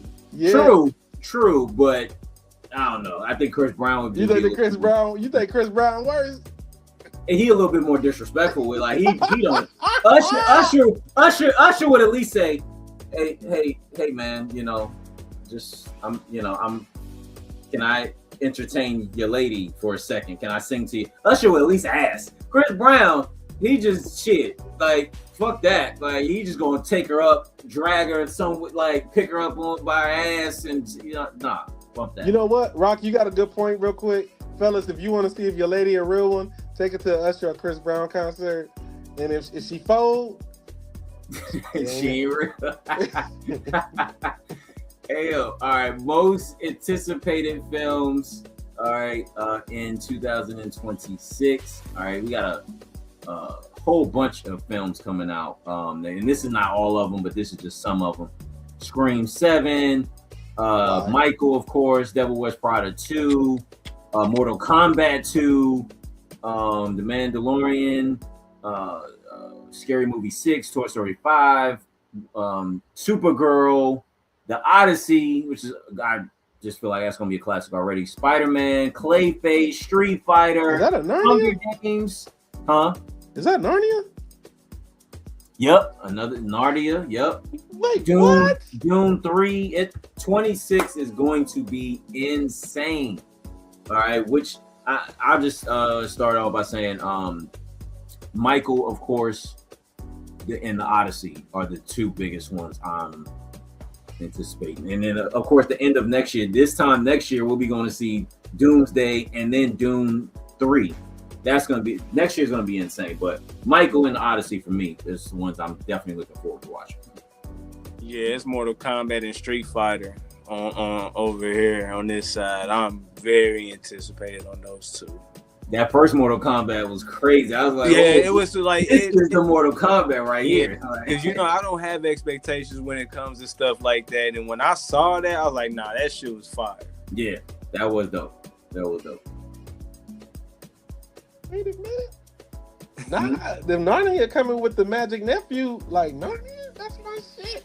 But yeah, I was like, wait a minute, I didn't know a new Narnia was coming. I didn't know that either. I didn't know that. Yeah, until I saw Narnia is my I guess it's called the Magic Nephew. Let me see that list again. I got distracted. Like I was like Narnia. Supergirl gonna be fire. Supergirl, how they already doing that rollout. Supergirl gonna be crazy. Damn, I forgot about the Mario joint. Yeah, I don't know. It's a whole bunch. And I ain't gonna hold y'all. I'm really excited for the Devil Wears Prada 2. I ain't gonna hold y'all. That's like the first I know one. My lady definitely is. That's her second. That first one was fire. I ain't gonna hold y'all. That first Devil Wears Prada is like, if you've never look, fellas, I ain't gonna hold you. If you've never seen Devil Wears Prada, it's cold. Like it's cold. Like I just it's good. Yeah, no, you're right. It is. Yeah, good. like so I'm excited. I'm a sucker for a part 2. So like I gotta, you know what I'm saying, see how they do it. So I don't know. I would go with, for me, clearly I got excited by Narnia, and for what I can remember of the list, I guess I'm gonna just pick default Devil. Let me see. Michael was like a default. I want to see Bride too. I want to see Bride too. What's that at the bottom? That number 2. Right. Angry Birds 3, Jumanji 4. Yeah. Is that Meet the Fuckers on there too? Fucker-in-law? Fucker-in-law, yeah. Oh yeah, that's gonna be crazy. That's crazy. Yeah, too. Hunger Games. I follow Hunger Games. That next one was Hunger Games on that list too? It's coming out next November. What? It is. You're right. I forgot about that. Yep. Is it a reboot? I gotta look into that then. What's Hoppers? What is that? Yeah, that I don't know. Hey, Greenland 2 gonna go crazy. Have y'all seen the first Greenland? Nah. Man, if y'all get a chance this weekend, go watch Greenland with I think it's Gerard Butler. That's who's in that. Just watch Greenland. Watch it before it come out. Greenland is crazy. A super slept on movie. Watch Greenland though. Bet. All right. I'm gonna skip one for time. Sorry, but Christmas. It's next week. All right, next Thursday. All right, happy holidays to everybody. The NBA, NFL slates are crazy. All right. For the NFL, which, come on, NFL. Thanksgiving is y'all day. Y'all should just leave Christmas Day to basketball, but whatever. Netflix and Amazon, they started throwing money. They killing it. You got who we got? We got the Cowboys at the Commanders, the Lions at the Vikings, and then the Broncos at the Chiefs. All right. To Gary's point, it's gonna be on Netflix and then Prime. All right. Cowboys should win, Lions should win, and the Broncos should win. All the away teams honestly should win those games, but nevertheless. And then you have the real slate. All right, the NBA slate. All right, that's coming on Christmas Day. All right, you got the Cavs, Knicks, Spurs, Thunder, which is now the new rivalry because of Chet Holmgren and Wemby. I think that's going to be the new rivalry in the league. Chet ain't on Wembley level. He needs to shut his mouth. I don't care if he got a title. Right. Dallas and Golden State. You got Houston and the Lakers, which should be a really good one. And the Timberwolves in Denver. All right. So what are y'all? Are y'all just going to do the whole slate? Y'all watching every game? Y'all going back and forth? Every game. Yeah. I only watch the Laker game. That's it. I just watch the rest of them teams don't matter to me. Nah, yeah, that's a good slate. The NFL games, not so much. When the Eagles and Ravens play on those days? Do we play on those days? Yeah, when the Eagles and the Ravens they play, what time they play? We play on Sunday. Okay, Yeah. That's all right. When Yeah. nobody can watch. We get Christmas Day off. We get the holiday off. Oh, So okay. You're not worthy of a Christmas. They didn't. I would say they didn't. The Ravens didn't get the holiday off last year. They the one who jumped off the Netflix football. Yeah. And look what happened. That shit don't matter no way. As long as you get your ass to the Super Bowl, that Netflix, the Amazon, who's on what, get your ass to the Super. To Dez's point, get your ass to the Super Bowl. That's what I feel like. I ain't supporting neither one of them Look, y'all fellas, y'all black. I support y'all. But I ain't supporting neither one of y'all until y'all get to the Super Bowl. I'm done with this shit. And Gino, I trust. All right. We're right. Your ass need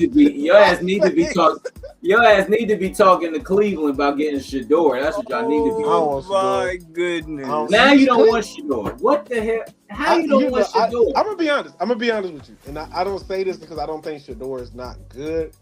I don't want Shador because there are two owners in the league that I don't trust. And that's Jerry Jones and it's our owner. Yeah. So I think Shador literally, all he needs is a new coach. I think he's in the best position and place for him. The problem is Cleveland doesn't put into their team. They put into their team. So I do. I don't think we would have been a good spot for Shador because I think our owner is better than Jerry, but I do think our owner is our owner. I'm gonna just leave it at that. No, that's fair. That's fair point. People, as we always like to do in the show, with what's the question? All right. I'm sorry, real quick before we get to that bonus. All right, we was talking about this offline, and we'll bring this back up definitely when we come back in January. But just real quick, if y'all had to pick a versus that y'all would want to see, one versus that y'all want to see, which one would it be? I'll go first and say. And I think I mentioned this before on the show. I'll go first and say I would love to see a Busta Rhymes versus Missy Elliott with their music videos featured. Because to me, creatively, artistically, those are the best two as far as music videos, especially coming up during our time that we saw. So I'll say that. Go ahead, Gary. Gary, I know you had one. That's why because I go back and forth because it's like, dang. I was thinking about the T.I. one. I'm always thinking about the Jay-Z one, but it's like, who would really be like the ultimate as far as hip hop goes, like versus right now? I don't even know if I have a dream one to even think like, what would that even be? Because I go back and forth. I mean, we definitely need a Nas versus Jay-Z. We're not gonna get it, but those are the only two, and you can throw in. I know it's gonna be a controversy. But you could throw in Eminem in there, in that versus. DMX, rest in peace, would be in that versus too. I think those four, because at that time, those four were hitting from like 97, from 98 through early 2000s. It was Eminem, DMX, Jay-Z, and Nas. Period. Yes, we got 2 minutes because I gotta get to what we got. 2 minutes. Oh, it's a bit. Let me know. I know you about to get on me. Nah. I was thinking you good. Drake. I would do Drake, Kendrick, and J. Cole versus Wayne, Jay-Z, and Nas.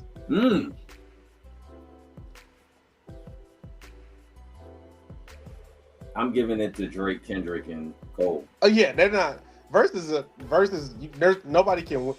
It's like saying Kendrick versus Drake in a verse. Kendrick couldn't beat Drake in a verses based on the fact that people like Drake's music. Like, yeah, it's one of those things. It translates over. And Drake got hits, man. We can't ignore it. Kendrick got hits too. No, I don't mean that. Like, it's just the translation of verses. I think like it goes back. Remember we were talking about like when we were talking about MC stuff. Like if Kendrick plays some MC stuff.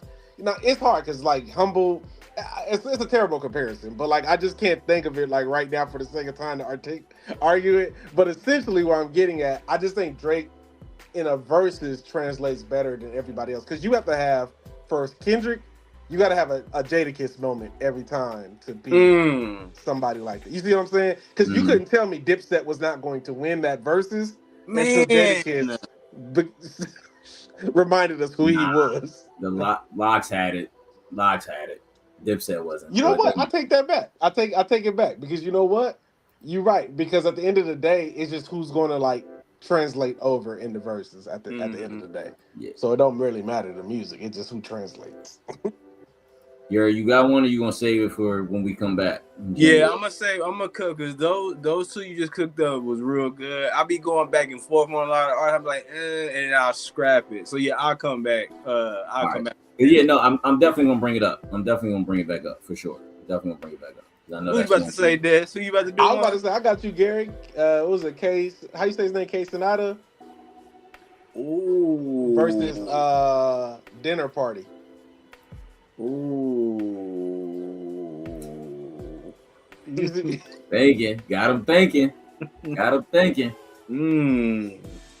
All right, people. We're going into the year 2026. All right. So 26. All right. The number 26. What does that mean? All right. It says a blend of material in biblical sense, right? It says a blend of material and spiritual needs while encouraging balance and harmony. It also symbolizes wealth, spiritual growth, empathizing the importance of nurturing all aspects of life. All right. Biblically, 26 means number 26 symbolizes God's covenant, faithfulness, and unchanging nature. All right. In the Bible, for Luke 2:6, overall, it means setting the stage for the marvelous events that are about to unfold. Right? Setting the stage for the marvelous events that are about to unfold. All right. So for the podcast purposes, in that sense, this was a great year. Yes, sir. As I text you guys, I appreciate you guys so much. For being part of this journey. For sure. This has been awesome. This has been the best year for the podcast, other than when I initially started it. Right, when you start something, that's always the best part. Yeah, this has definitely been the best year for the podcast. And so to me, 2020, that speaks to that, right? It speaks to wealth. It speaks to spiritual growth. It speaks to marvelous events that are about to unfold. For the podcast, for our individual lives, for our families, for our friends. I just think great things are about to come in 26. So ask yourself these questions, right? What action will you take in 26? All right. Action, movement. All right. What is your motivation for 26? All right. Do you believe in yourself going in 2026? And are you connected with God? Get connected with God in your own way. All right. Spiritually, religiously. If you go to church, cool. If you go to mosque, cool. If you pray at home, great, cool. If you read the Bible over here, you read the Quran, whatever you need to do, get in tune with it.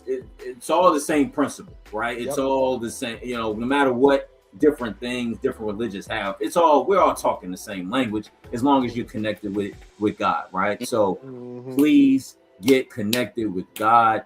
Ask him what's your purpose. Ask him, ask him for patience, and he's going to put you through some things that will test your patience, right? Ask him for, mental strength and mental health. He might put you through some things that's going to test your mental health. All right. But if you ask him for these things and you stay disciplined, you stay consistent, all right, you surrender to him, be obedient, he will come through. All right. God, whatever you want to call God, he's going to come through for you in 2026. All right. So think about that, people. Again, what actions are you going to take? What's your motivation?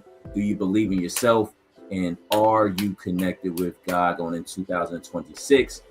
People, podcast will be resuming, all right, in January, day after Martin Luther King Jr. Day. All right, if we still have a damn Martin Luther King Jr. Day with Trump ass. But we will be posting clips and posts over the next 4 to 5 weeks until we return. Yes, sir.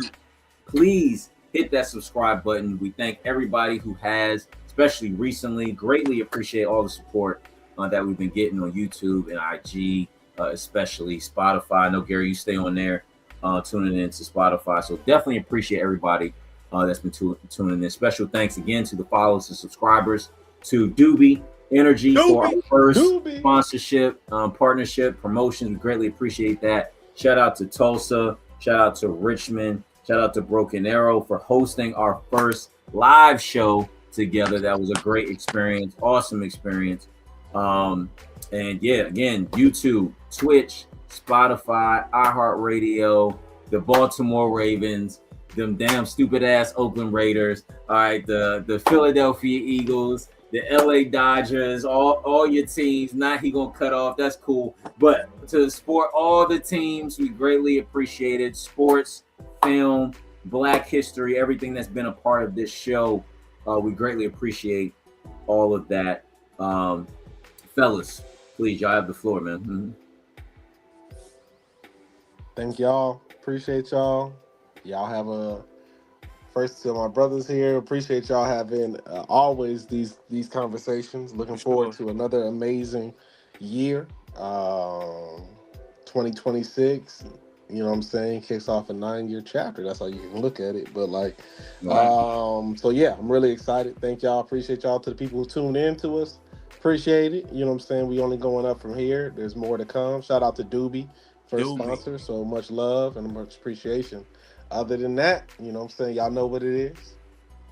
Exactly. The HL Podcast. Shout out to Rock. Shout out to Des. Y'all already know what it is. Hit that QR code. Subscribe. Go cop some Doobie.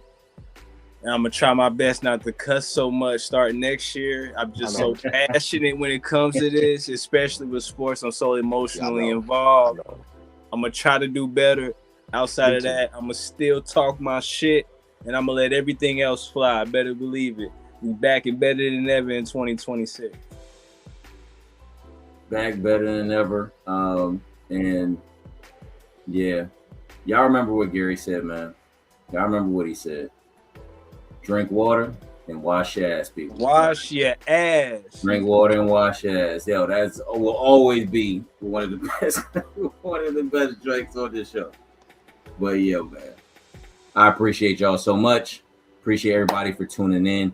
We are back on January 20th, 2026.